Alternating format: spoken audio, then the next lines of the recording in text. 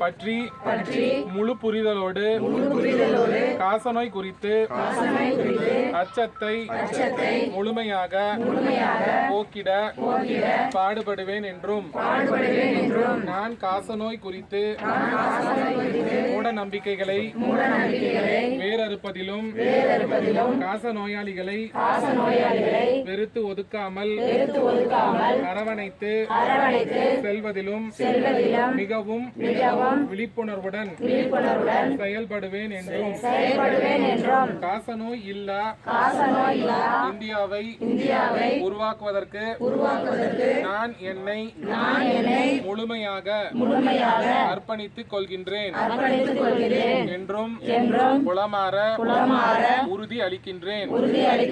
காசநோய் தோற்கும் தேசம் வெல்லும் காசநோய் தோற்கும் தேசம் வெல்லும்.